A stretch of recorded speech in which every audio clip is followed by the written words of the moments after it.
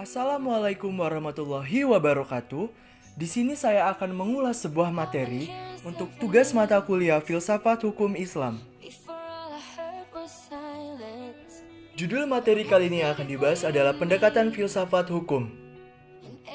Berikut adalah pemateri yang akan mengulas materi kali ini.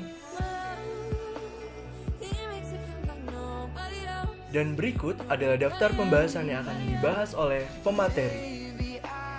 Materi pertama yang akan dibahas pada makalah ini adalah ilmu hukum.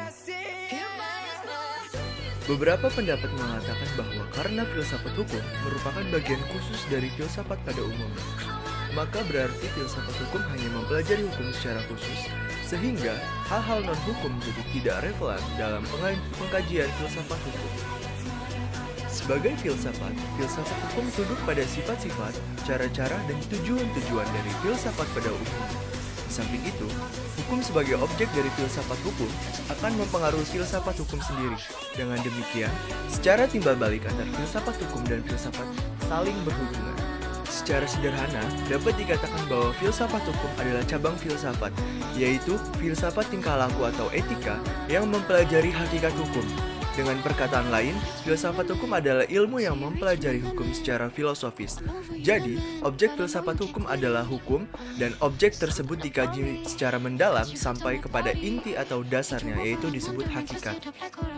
Menurut Purnadi Purbacaraka dan Surjono Sukanto, hukum dapat diartikan sebagai yang pertama, ilmu pengetahuan, yakni pengetahuan yang tersusun secara sistematis atas dasar kekuatan pemikiran. Yang kedua, disiplin, yakni suatu sistem ajaran tentang kenyataan atau gejala-gejala yang dihadapi.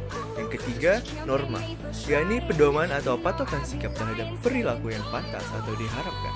Yang keempat, tata hukum, yakni struktur atau proses perangkat norma-norma hukum yang berlaku pada suatu waktu dan tempat tertentu serta bentuk tertulis. Dan yang kelima, petugas, yakni pribadi-pribadi yang merupakan kalangan yang berhubungan erat dengan penegakan hukum. Yang keenam, ada keputusan penguasaan, yakni hasil proses diskresi. Dan yang ketujuh, proses pemerintahan, yakni proses hubungan timbal balik antara unsur-unsur pokok dari sistem kenegaraan. Yang kedelapan, sikap sistem ajek atau perilaku yang teratur, yakni perilaku yang diulang-ulang dengan cara yang sama yang bertujuan untuk mencapai kedamaian. Dan yang terakhir, adanya jalinan-jalinan nilai-nilai, yakni jalinan dari konsep-konsep abstrak tentang apa yang dianggap baik dan buruk. Materi kedua adalah ilmu filsafat sosial.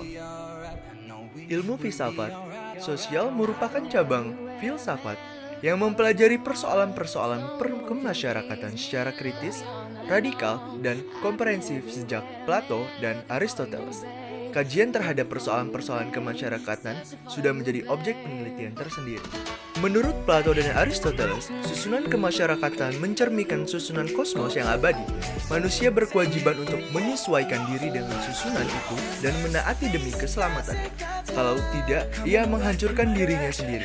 Pada abad pertengahan masyarakat Eropa masih memperlihatkan pada pola dasar yang sama.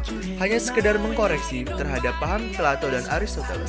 Paham tentang autonomi kosmo diganti dengan paham heteronimnya, yaitu kepercayaan bahwa kosmo tidak bisa berdiri sendiri, tetapi bergantung pada kemahakuasaan Allah. Ketertiban kosmo adalah suatu ketertiban yang telah diciptakan. Materi selanjutnya adalah perubahan hukum dan sosial. Perubahan hukum dan sosial, proses terjadinya perubahan-perubahan pada masyarakat di dunia pada dewasa ini merupakan suatu gejala yang normal yang pengaturannya menjalar dengan cepat ke bagian-bagian lain dari dunia. Antara lain berkat adanya komunikasi modern dengan taraf teknologi yang berkembang dengan pesatnya.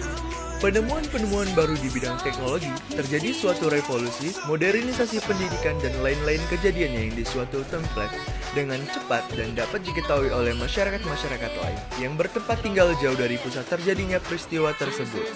Nah, perubahan-perubahan dalam masyarakat dapat mengenai nilai-nilai, nilai kaidah-kaidah, dan pola perilaku, organisasi, struktur lembaga-lembaga sosial, stratifikasi sosial, kekuasaan, interaksi sosial, dan lain sebagainya. Materi yang terakhir adalah faktor yang mempengaruhi terjadinya perubahan sosial. Nah, faktor yang mempengaruhi perubahan sosial itu pada umumnya dapat dikatakan bahwa sebab-sebab terjadinya perubahan-perubahan sosial dapat bersumber pada masyarakat itu sendiri, dan ada yang letaknya di luar masyarakat tersebut, yaitu yang datangnya sebagai pengaruh dari masyarakat lain atau dari alam sekelilingnya. Nah, sebab-sebab yang bersumber dari masyarakat itu sendiri adalah antara lain bertambah atau berkurangnya penduduk, penemuan-penemuan baru, pertentangan dan terjadinya revolusi.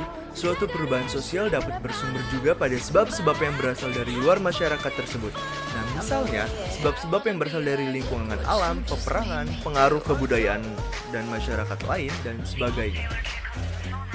Terima kasih atas perhatiannya. Saya ucapkan wassalamualaikum warahmatullahi wabarakatuh. Jangan lupa di like, komen, dan subscribe channel ini.